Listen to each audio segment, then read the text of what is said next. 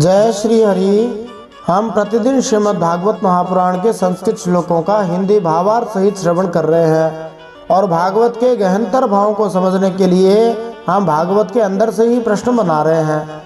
तो एक प्रश्न जो बड़ा प्रासंगिक है, वर्तमान में चल रहा है, उसका उत्तर हम खोजने का यहाँ प्रयास करते हैं। प्रश्न इस प्रकार है जो इजराइल और फिलिस्तीन से जुड़ा हुआ है। तो प्रश्न ये है कि क्या यादव ही यहूदी हैं? इस प्रश्न की पड़ताल आज के इस भागवत के अध्याय में हम करेंगे। तो अब हम श्रीमद् भागवत महापुराण के दशम स्कंद के उत्तरार्ध के 78वें अध्याय के पहले भाग का श्रवण करते हैं, जिसमें हम दंतवक्त्र और विदुरथ का उद्धार तथा तीर्थ यात्रा में बलराम जी के हाथ से सूत जी का वध, इस प्रसंग का श्रवण करेंगे। अभी हम इस 10वें स्कंद के 78वें अध्याय के पहले भाग को ही सुनेंगे, जिसमें हम श्लोक संख्या 1 से श्लोक संख्या 9 तक सुनेंगे। पिछले दशम स्कंद के उत्तरार्ध के 77वें अध्याय में शाल्व उद्धार, इस प्रसंग को सुनते हुए हमने जाना कि भगवान श्री कृष्ण ने किस तरह मायाजाल के स्वामी जादूगर शाल्व नामक असुर का अंत कर दिया और उसके शोभ नामक विमान को नष्ट कर दिया। यह विमान अपने आप में एक उड़ने वाला नगर जैसा था, जिसको हम आजकल की भाषा में फ्लाइंग सिटी कह सकते हैं। तो हमने जाना था कि युद्ध क्षेत्र से हटाए जाने पर प्रद्युम्न अत्यधिक लज्जित था, अतः उसने अपने सारथी को आज्ञा दी कि वह पुनः द्युमान के सामने उसके रथ को ले चले। फिर भगवान प्रद्युम्न ने द्युमान का सिर काट दिया, उसका वध कर दिया। जब प्रद्युम्न द्युमान से लड़ रहा था, उसका वध कर दिया, तब गद, सात्यकी तथा सांब जैसे यदुवीरों ने शाल्व की सेना में भगदड़ मचा दी। इस तरह यह युद्ध 27 दिनों तक चला। तो देखो, हमने अभी तक 3 युद्ध ऐसे देखे जो 27 दिन तक चले और 28वें दिन समाप्त हुए। शाल्व और यादवों के बीच युद्ध 27 दिन चला, 28वें दिन समाप्त हुआ। भीम और जरासंध के बीच भी युद्ध 27 दिन तक चला, 28वें दिन समाप्त हुआ। और भगवान श्री कृष्ण जाम्बवान के बीच भी 27 दिन तक युद्ध चला, 28वें दिन समाप्त हुआ। तो एक तो 27 का जोड़ जो है 2 और 7 9 होता है और 9 की संख्या पूर्ण मानी जाती है। और 28वें दिन समाप्त इसीलिए हुआ कि 8 2 10 जो है वो एक अंक को बताते हैं, जो कि पूर्णतः एक प्रकार से आधुनिक भाषा में समझने के लिए हम कह सकते हैं। देखिए, गोस्वामी श्री तुलसीदास जी महाराज ने इस बारे में कहा है एक बड़ा सुंदर दोहा। राम नाम एक अंक है, सब साधन है शून, अंक रहे 10 गुण है, अंक गए सब सून। भगवान का नाम एक अंक है। 10 नंबर जो होता है उसमें 1 नंबर तो है भगवान का नाम, और जो शून्य है, 0 है, वह दूसरे साधन है। यदि किसी शून्य के साथ अंक रहे तो वह 10 गुना हो जाता है, और यदि उसके साथ अंक न रहे तो वह शून्य ही रहता है। तो भगवान का नाम अंक है और दूसरे सब साधन शून्य है। माने भगवान के नाम से हीन जो साधन होता है वह कुछ भी फल नहीं देता है। तो हमने इन तीनों युद्धों में ही पाया कि पहले भगवान श्री कृष्ण जाम्बवान के बीच 27 दिन तक युद्ध चला, और अंत में जब जाम्बवान भगवान की शरण में आया और कहा मुझसे भूल हो गई, तब वह युद्ध समाप्त हुआ। भीम और जरासंध के बीच भी इसी तरह 27 दिन तक युद्ध चला। अंत में जब भीम को लगा कि अब मैं जरासंध को नहीं जीत सकता और भीमसेन भगवान श्री कृष्ण की शरण में गए, तब जरासंध का वध भीमसेन कर पाए थे। इसी तरह शाल्व और यादवों के बीच भी 27 दिन तक युद्ध चलता रहा।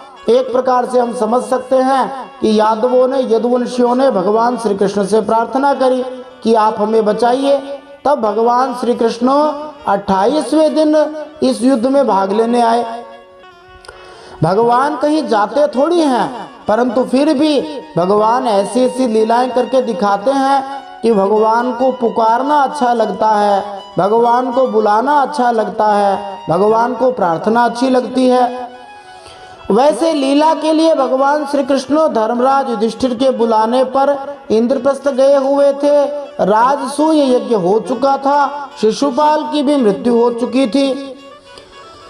तो जब भगवान श्री कृष्ण द्वारका लौटे तो उन्होंने इसे घिरा हुआ पाया।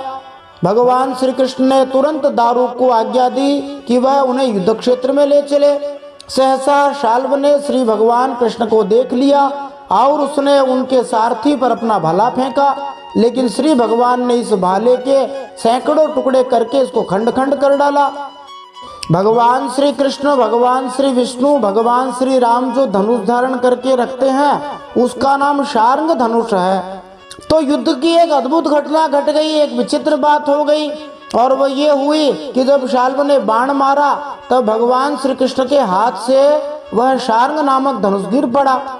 और इस तरह धनुष को गिरते देखकर युद्ध देखने वाले देवता लोग इसे संकट का संकेत समझकर चिल्लाने लगे, किंतु शाल्व ने इस अवसर का उपयोग भगवान श्री कृष्ण को अपमानित करने के लिए किया। शाल्व ने भगवान श्री कृष्ण को अपमानित करते हुए कहा, तूने हम लोगों के देखते देखते हमारे भाई और सखा शिशुपाल की पत्नी रुक्मिणी को हर लिया, और भरी सभा में जबकि हमारा मित्र शिशुपाल असावधान था तुमने उसे मार डाला।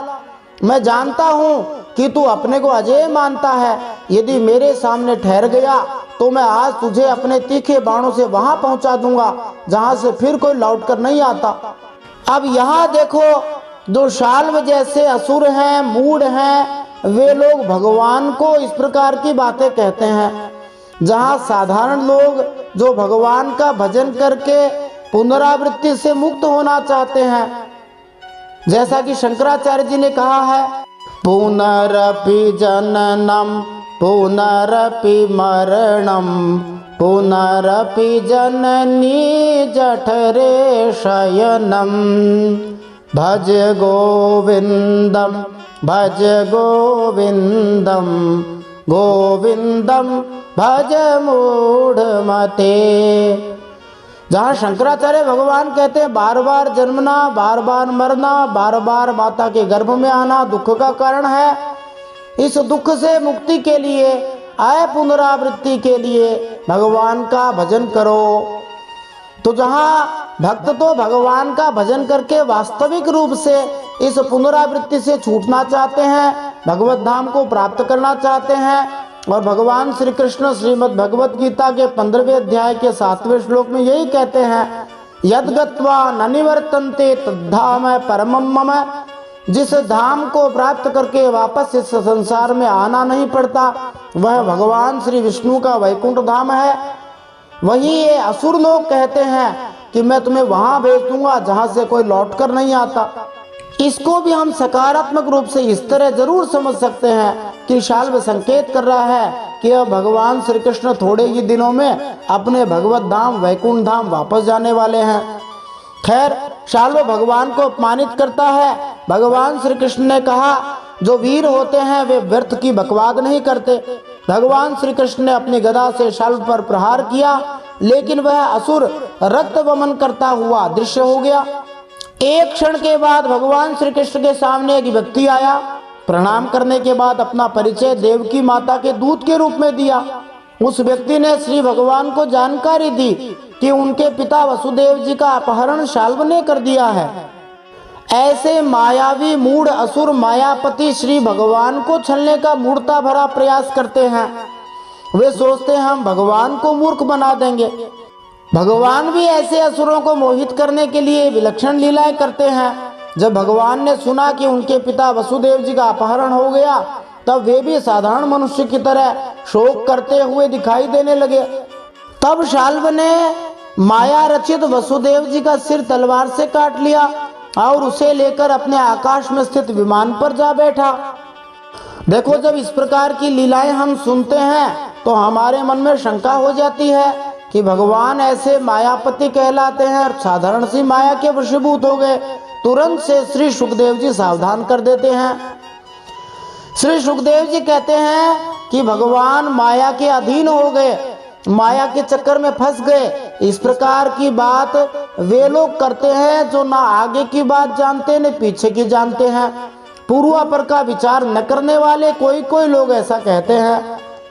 वे लोग निश्चित रूप से इस बात को भूल जाते हैं कि श्री भगवान के संबंध में ऐसा कहना भगवान के ही वचनों के विपरीत है। कहाँ तो अज्ञानी लोगों में रहने वाले शोक मोह ये सब, और कहाँ भगवान श्री कृष्ण जिनका ज्ञान विज्ञान और ऐश्वर्य अखंड है, एक रस है। भला उन भगवान में वैसे भावों की संभावना कैसे हो सकती है? सुखदेव जी कहते हैं बड़े बड़े ऋषि मुनि उन्हीं भगवान के चरण कमलों की सेवा करके आत्मविद्या का भलीभांति संपादन करते हैं और उसके द्वारा शरीर आदि में आत्मबुद्धि रूप अनादि अज्ञान को मिटा डालते हैं तथा आत्म संबंधी अनंत ऐश्वर्य प्राप्त करते हैं। उन संतों के परम आश्रय स्वरूप भगवान श्री कृष्ण में भला मोह कैसे हो सकता है? भगवान कभी भी मोह आदि के वशीभूत नहीं हो सकते। जिस प्रकार श्री सुखदेव जी बार बार सावधान करते हैं श्रोताओं को, उसी तरह गोस्वामी श्री तुलसीदास जी महाराज भी श्री रामचरितमानस में समय समय पर श्रोताओं को सावधान करते रहते हैं। जब भगवान श्री राम और रावण का युद्ध हो रहा था, भगवान श्री राम नागपाश में बंध गए थे, तब गोस्वामी श्री तुलसीदास जी ने लिखा, ब्याल पास बस भये खरारी, स्वबस अनंत एक अभिकारी, नटैव कपट चरित करनाना, सदा स्वतंत्र एक भगवाना, रन शोभा लगी प्रभु ही बंधायो, नाग पास देवन भय पायो। श्री तुलसीदास जी ने कहा जब भगवान श्री राम जी नागपाश में बंध गए तो कौन से भगवान नागपाश में बंध गए? जो स्वबस हैं, मानी अपने ही वश में रहते हैं, उन्हें कोई वश में नहीं कर सकता। फिर साधारण नाग की तो बात ही क्या है, बल्कि वे ही सबको वश में करके रखते हैं, और वे अनंत भी हैं और एक भी हैं और विकार रहित भी हैं। भगवान तो नट की तरह ऐसे विलक्षण चरित्र करते हैं, फिर भी भगवान सदा स्वतंत्र भी हैं और एक भी हैं। तो गोस्वामी जी कहते हैं भगवान जैसे ही बंधे नागपाश में देवता लोग भयभीत हो गए। फिर से गोस्वामी तुलसीदास जी ने अपनी लेखनी को आगे बढ़ाते हुए श्रोताओं को सावधान किया। गिरिजा जासु नाम जपी मुनि काटगी भव पास, सो की बंध तर आवई व्यापक विश्व निवास। लंका कांड दोहा नंबर 73 में ये बात कही। भगवान शंकर भी सावधान कर देते हैं, गोस्वामी तुलसीदास जी ने भी सावधान कर दिया, श्री सुखदेव जी ने भी सावधान कर दिया। भगवान शंकर सावधान करते हुए कहते हैं, हे पार्वती, जिन भगवान के नाम का जप करके मुनिगण संसार की पासों को बंधनों को काट डालते हैं, वे भगवान क्या बंधन में आ सकते हैं? जो विश्व निवास है, संसार के प्रत्येक कण में विराजमान है और सारा संसार जिनके अंदर ही है। इसलिए भगवान शंकर श्रोताओं को सावधान करते हुए आगे जो बात कहते हैं वो भी महत्वपूर्ण है, वो हम सुनते हैं। चरित राम के सगुण भवानी, तरकी न जाहि बुद्धि बलबानी, अस विचारी जे प्राज्ञ विरागी, राम ही भजहि तर्क सब त्यागी। भगवान के सगुण जो चरित्र हैं उनको बुद्धि बल आदि से तर्क करके समझा नहीं जा सकता। ऐसा विचार करके जो बुद्धिमान वैरागी लोग हैं वे सब कुछ छोड़कर भगवान का भजन करते हैं। तो भगवान श्री कृष्ण ने उस जादूगरी को समझ लिया। अब भगवान श्री कृष्ण ने शाल्व को बाणों की बौछार से भेद डाला और सौभयान पर अपनी गदा का प्रहार करके उसे नष्ट कर दिया। शाल्व अपने विमान से उतरकर भगवान श्री कृष्ण पर आक्रमण करने के लिए लपका, किंतु श्री भगवान ने अपना सुदर्शन चक्र उठाया और शाल्व का सिर काट लिया। बोलिए भक्तवत्सल भगवान की जय। जैसे ही शाल्व का वध हुआ, शाल्व के सैनिक अत्यंत दुख से हाय हाय चिल्ला उठे। तो समझो एक प्रकार से जब कोई आतंकवादी आदि मरता है तब जो हाय हाय करने वाले हैं वे उन आतंकवादियों के प्रेमी, उनके चाटुकार ही हैं। और ऐसे असुरों आतंकवादियों का तो समय समय पर सफाया करते ही रहना चाहिए। अब शाल्व के वध के बाद शाल्व का बदला लेने के लिए एक और असुर आधमकार सुखदेव जी ने दंतवक्र नाम से उसका संकेत किया, और अब हम उस दंतवक्र की कथा सुनेंगे। बोलिए भक्तवत्सल भगवान की जय। तो देखो, प्रश्न ये था कि क्या यादव ही यदुवंशी ही यहूदी है? यहाँ जो जानकारी दी जा रही है वह बाइबिल और महाभारत के अलावा अन्य स्रोत पर आधारित है। यद्यपि हमारा पूरा प्रयास है कि हम श्रीमद् भागवत की गंभीरता से समझ बढ़ाएं और भागवत के प्रामाणिक तथ्यों को रखें, परंतु एक प्रश्न बड़ा ही प्रासंगिक है, इसलिए हम इस पर कुछ विचार कर रहे हैं। जरूरी नहीं कि ये बात पूरी तरह सच हो, ये शोध का विषय है। जिस तरह भगवान ब्रह्मा और प्रोफेट अब्राहम जो यहूदियों से जुड़े हुए हैं, और हमारे सनातन के महाराज मनु और प्रोफेट नूह की कहानी में असाधारण रूप से समानता है, वैसे ही मूसा और भगवान श्री कृष्ण के जीवन में भी समानता है। समानताओं के आधार पर निश्चित ही यह कहा जा सकता है कि प्राचीन काल में सभी धर्मों के रीति रिवाज और नियम एक ही थे, और संभवतः इन धर्मों की स्थापना निश्चित रूप से किसी एक ही जाति समूह के लोगों के द्वारा हुई है। सीधा सीधा कहे तो सनातन धर्म ही सभी धर्मों का आधार है। कहते हैं कि महाभारत युद्ध की समाप्ति के बाद गांधारी के शाप के कारण जब यदुवंशियों में द्वारका के प्रभास क्षेत्र में मौसल युद्ध हुआ था, उस समय कई यदुवंशी द्वारका छोड़कर समुद्र के रास्ते पश्चिम की ओर भाग गए थे, और भागकर वे सीरिया, अरब, इजिप्ट, यहाँ होते हुए फिलिस्तीन, इजराइल पहुंच गए थे। यह घटना लगभग 3020 ईसा पूर्व की मानी जाती है, मानी लगभग 5000 वर्ष पूर्व की। तभी से वहीं पर कुछ यदुवंशी रह रहे थे। उन्हीं यदुवंशियों ने इजराइल में एक नए साम्राज्य की स्थापना की। उधर यदुवंशियों के कुछ समूह को अर्जुन बचाकर हस्तिनापुर ले जा रहे थे, लेकिन रास्ते में डाकुओं के हमले से कई यदुवंशी मारे गए। बच गए थे तो श्री कृष्ण की 16,000 पत्नियां और उनका एक प्रपौत्र जिसका नाम वज्रनाभ था। इस वज्रनाभ का प्रसंग हम श्रीमद् भागवत में ही दिए गए महात्म्य जो कि स्कंद पुराण से लिया गया है, उसके अंतर्गत श्रवण करेंगे भागवत के अंतिम भाग के अंदर। और इन्हीं वज्रनाभ ने ही व्रजमंडल बसाया था।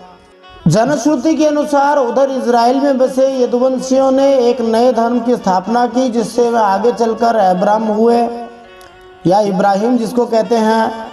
और रिसर्चर्स ने इसके बाद के यहूदी प्रोफेट मूसा और भगवान श्री कृष्ण की समानता पर शोध करके यह सिद्ध करने का प्रयास किया कि यहूदी और यादव इनमें समानता है, अथवा कहो यहूदी और हिंदू धर्म में समानता है, और इसी कारण यहूदियों को हम यादव कह सकते हैं।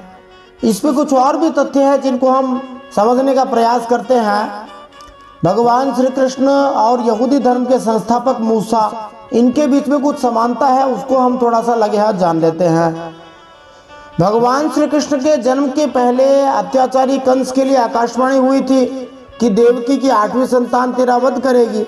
उसी तरह मूसा के जन्म के पहले मिस्र के राजा फेराओ थे, उनके लिए भी ऐसी ही भविष्यवाणी की गई थी कि तेरा अंत राज्य में जन्मे एक व्यक्ति के हाथों होगा जो जन्म ले चुका है।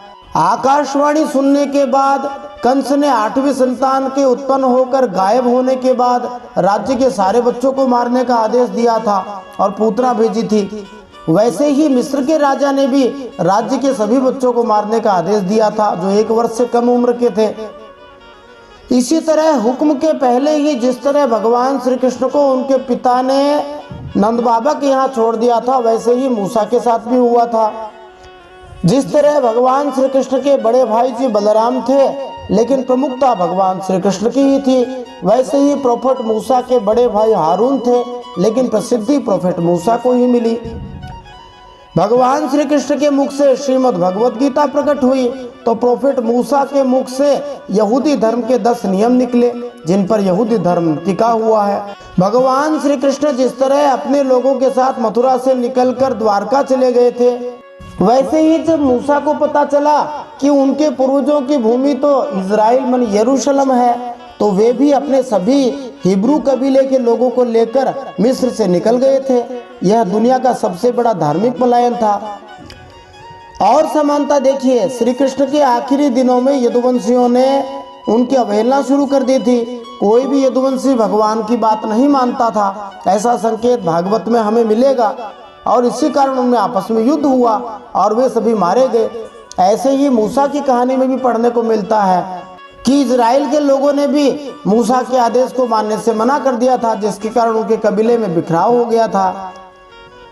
और ऐसा कहते हैं कि प्रोफेट मूसा जिस यहूदी जाति से हैं, उस यहूदी जाति का नाम यदु शब्द से ही निकला है। द्वारिका के जलमग्न होने और मूसा का कालखंड भी लगभग एक ही है। अरब के करीब बसे सीरिया का प्राचीन नाम शाम है, जो श्री कृष्ण के श्याम नाम का ही अपभ्रंश है। इस तरह हमने देखा कि श्री कृष्ण और प्रोफेट मूसा में कितनी समानताएं हैं। श्री कृष्ण और क्राइस्ट में भी ढेर सारी समानताएं देखने को मिलती हैं। तो निश्चित रूप से जब हम भागवत को गहराई से समझने का प्रयास करते हैं तो हमें अनेक ऐसे महत्वपूर्ण तथ्य मिल जाते हैं। अब हम श्रीमद् भागवत महापुराण के 10वें स्कंद के 78वें अध्याय के पहले भाग का श्रवण करते हैं, जिसमें हम श्लोक संख्या 1 से श्लोक संख्या 9 तक सुनेंगे। इन श्लोकों को सुनते हुए हम इन प्रश्नों के उत्तर प्राप्त कर सकते हैं। ये प्रश्न मौलिक रूप से श्रीमद् भागवत में से ही बनाए गए हैं और प्रत्येक प्रश्न प्रामाणिक रहे, इसके लिए हमने प्रश्न के आगे स्कंद अध्याय श्लोक संख्या डाली है। प्रश्न इस प्रकार हैं जिनके उत्तर हम प्राप्त कर सकते हैं। दंतवक्र कौन था? अपने मित्रों शिशुपाल, शाल्व और पौंड्रक की मृत्यु का बदला लेने के उद्देश्य से किस असुर ने श्री कृष्ण पर आक्रमण किया? भगवान श्री कृष्ण द्वारा दंतवक्र का वध किया गया। कैसे किया गया वो हम जानेंगे। शिशुपाल दंतवक्र में क्या संबंध था, अथवा कहो शिशुपाल दंतवक्र कौन थे? आइए इन सब प्रश्नों के उत्तर जानने के लिए आज इस 10वें स्कंद के उत्तरार्ध के 78वें अध्याय के पहले भाग को सुनते हैं। जय श्री हरि। नारायणं नमस्कृत्य नरं चैव नरोत्तमं देवीं सरस्वतीं व्यासं ततो जयमुदीरयेत्। भगवान श्री नरनारायण को प्रणाम करते हुए श्री गणेश जी महाराज, माता सरस्वती, वेद व्यास भगवान को प्रणाम करते हुए हृदयाराध्य सर्वांतर्यामी, सबके हृदयों में विराजमान, अनंत कोटि ब्रह्मांड नायक, परात् परब्रह्म पुरुषोत्तम, जगदाधार, जगन्नियंता, जगदीश्वर, जगदगुरु, जगन्नाथ भगवान श्री हरि के पवित्र चरणों में प्रणाम करते हुए, भगवत स्वरूप श्रीमद् भागवत महापुराण को प्रणाम करते हुए, श्री सुखदेव जी और परीक्षित महाराज को प्रणाम करते हुए, अनंत कोटि सब संत महात्मा वैष्णवों को प्रणाम करते हुए, भगवान श्री द्वारकाधीश को प्रणाम करते हुए अब हम श्रीमद् भागवत महापुराण के 10वें स्कंद के उत्तरार्ध में 78वां अध्याय सुनते हैं। इसमें हम दंतवक्त्र और विदुरथ का उद्धार तथा तीर्थ यात्रा में बलराम जी के हाथ से सूत जी का वध, इस प्रसंग का श्रवण करेंगे। दूसरे शब्दों में दंतवक्र, विदुरथ तथा रोमहर्षण का उद्धार, इन प्रसंगों को हम सुनेंगे। श्रीमद् भागवत महापुराणम 10वां स्कंधः अथाष्टसप्ततितमोऽध्यायः। श्री शुक उवाच शिशुपालस्य शाल्वस्य पौंड्रकस्यापि दुर्मतिः परलोकगतानां च कुर्वन् पारोक्षसौहृदम् एकः पदातिः संक्रुद्धो गदापाणिः प्रकम्पयन् पद्भ्यामिमां महाराज महासत्वो व्यदृश्यत। श्री सुखदेव जी परीक्षित महाराज से कहते हैं, शिशुपाल, शाल्व और पौंड्रक के मारे जाने पर उन लोगों की मित्रता का ऋण चुकाने के लिए मूर्ख दंतवक्त्र अकेला ही पैदल युद्ध भूमि में आधमका। वह क्रोध के मारे आग बबूला हो रहा था। शस्त्र के नाम पर उसके हाथ में एकमात्र गदा थी, परंतु परीक्षित लोगों ने देखा वह इतना शक्तिशाली है कि उसके पैरों की धमक से पृथ्वी भी हिल रही है। इतना बलवान था दंतवक्त्र। तम तथा यान्तमालोक्य गदामादाय सत्वरः अवप्लुत्य रथात् कृष्णः सिंधुं वेलेव प्रत्यधात्। भगवान श्री कृष्ण ने जब उस दंतवक्र को इस प्रकार आते देखा, तब झटपट हाथ में गदा लेकर वे रथ से कूद पड़े। फिर जैसे समुद्र के तट की भूमि उसके ज्वार भाटे को आगे बढ़ने से रोक देती है, वैसे ही उन्होंने उसे रोक दिया। वेला का अर्थ किनारा भी होता है और वेला का अर्थ ज्वार भाटे का समय। गदामुद्यम्य कारुषो मुकुंदम प्राह दुर्मदः दिष्ट्या दिष्ट्या भवानद्य मम दृष्टिपथम गतः। घमंड के कारण नशे में चूर करुष देश का राजा दंतवक्र गदा तान कर भगवान श्री कृष्ण से कहता है, बड़े सौभाग्य और आनंद की बात है कि आज तुम मेरी आंखों के सामने पड़ गए। श्रीधर स्वामी जी श्लोक की टीका में बतलाते हैं कि 3 जन्मों तक प्रतीक्षा करते रहने के बाद दंतवक्र अथवा कहीं कहीं इसको दंतवक्र भी कहा गया है, जो पहले वैकुंठ में द्वारपाल था अब वैकुंठ लोक जा सकेगा। इसलिए उस दंतवक्र के कथन का दिव्य भाव तो ये है कि मैं कितना सौभाग्यशाली हूँ कि आज मैं वैकुंठ में अपनी वास्तविक स्थिति में वापस जा सकता हूँ। वास्तव में दंतवक्र भी भगवान श्री कृष्ण का ममेरा भाई ही है। दंतवक्र की माता श्रुतश्रवा भगवान श्री कृष्ण के पिता वसुदेव जी की बहन थी, इसलिए अपने संबंध को याद भी दिलाता है और साथ में उन्मादी वचन कहता है, जैसे कोई बोराया हुआ व्यक्ति हो। त्वं मातुलेयो नः कृष्ण मित्र ध्रुंग माम जिघांससि अतस्त्वां गदया मंद हनिष्ये वज्रकल्पया। दंतवक्र भगवान श्री कृष्ण से कहता है, हे श्री कृष्ण, तुम मेरे मामा के लड़के हो, मातुले हो, इसलिए तुम्हें मारना तो नहीं चाहिए, परंतु एक तो तुमने मेरे मित्रों को मार डाला है और दूसरे मुझे भी मारना चाहते हो, इसलिए हे मतिमंद, आज मैं तुम्हें अपनी वज्र कर्कश गदा से चूर चूर कर डालूंगा। संत महात्मा इस श्लोक में आए हुए मंद शब्द के स्थान पर गदया मंद के स्थान पर गदया अमंद माने बुद्धिमान कहते हैं, क्योंकि भगवान की निंदा संत महात्मा सुनना पसंद नहीं करते। यद्यपि ये दंतवक्र है तो भगवान का भक्त ही, परंतु अभी आसुरी भूमिका निभा रहा है, इसलिए भगवान को ऐसा कह रहा है। तरया नृण्यमुपैम्यज्ञ मित्राणां मित्रवत्सलः बंधुरूपमरिं हत्वा व्याधिं देहचरं यथा। दंतवक्र भगवान श्री कृष्ण को मूर्ख कहता है, वैसे तो तुम मेरे संबंधी हो, फिर भी हो तो शत्रु ही, जैसे अपने ही शरीर में रहने वाला कोई रोग हो, भले ही शरीर में रहे परंतु है तो शत्रु ही। दंतवक्र कहता है, मैं अपने मित्रों से बड़ा प्रेम करने वाला हूँ, उनका मुझ पर ऋण है, अब तुम्हें मारकर ही मैं उनके ऋण से उऋण हो सकता हूँ। इस श्लोक में आया हुआ बंधु रूपम शब्द सूचित करता है कि भगवान श्री कृष्ण वास्तव में हर एक के असली मित्र हैं, और व्याधिम शब्द बतलाता है कि भगवान श्री कृष्ण परमात्मा है, हृदय के भीतर ध्यान करने के पात्र हैं और वे हमारे मानसिक क्लेश को दूर करते हैं। आचार्य लोग कोई हत्वा को ज्ञातवा भी कहते हैं, हत्वा मारकर और ज्ञातवा माने जानकर। दूसरे शब्दों में श्री कृष्ण को सही ढंग से जान लेने पर मनुष्य अपने सारे मित्रों को मुक्त बना सकता है। ये भाव दंतवक्र के वचनों से संत महात्मा निकालते हैं। एवं रूक्षैस्तुदन् वाक्यैः कृष्णं तोत्रैरिवद्विपं गदया ताडयन् मूर्ध्नि सिंहवद्व्यनदच्चसः।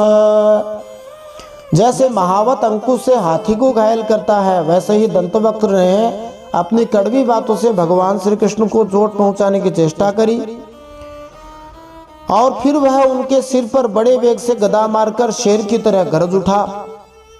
गदयाभिहतोऽप्याजौ न चचाल यदूद्वः कृष्णोऽपि तमहन् गुर्व्या कौमोदक्यस्तनान्तरे। रणभूमि में युद्ध में गदा की चोट खाकर भी भगवान श्री कृष्ण टस से मस न हुए। भगवान श्री कृष्ण पर उस मामूली गदा का क्या असर होने वाला था। भगवान ने अपनी बहुत बड़ी गदा, जिसका नाम कौमोद की है, उसको संभालकर उससे दंतवक्र के वक्षस्थल पर छाती पर प्रहार किया। यहाँ पर स्तनांतरे शब्द का प्रयोग किया है, परंतु भाव यही है, वक्षस्थल पर मारा। ऐसे ही अनेक स्थानों पर जहाँ पर भी इस प्रकार के शब्द आए हैं, वहाँ पर वक्षस्थल या वक्षस्थल के अंदर छिपे हुए हृदय की बात कही गई है। गदा निर्भिन्न हृदय उद्वमन् रुधिरं मुखात् प्रसार्य केशभावंग्रीन् धरण्यां न्यपतद्व्यसुः। गदा की चोट से दंतवक्र का कलेजा फट गया मुंह से खून उगलने लगा, बाल बिखर गए, भुजाएं और पैर फैल गए। नितांत निष्प्राण होकर वह असुर दंतवक्र धरती पर गिर पड़ा। अब इस दंतवक्र के वध के बाद में एक विलक्षण घटना घटी और भगवान श्री कृष्ण ने श्रीमद् भागवत के अंतिम असुर का वध किया। वो असुर कौन था, उसका श्रवण हम इसी 10वें स्कंद के उत्तरार्ध के 78वें अध्याय के दूसरे भाग में, अगले भाग में सुनेंगे। यदि आपको यह कथा अच्छी लग रही है तो ज़्यादा से ज़्यादा हरि भक्तों में शेयर अवश्य करते रहें। चैनल पर नए हैं तो सब्सक्राइब करना न भूलें। पीछे के अध्याय यदि आप सुनना चाहते हैं तो प्लेलिस्ट में जाकर सभी अध्याय आप देख सकते हैं। जय श्री हरि, श्रीमन नारायण अर्पणमस्तु।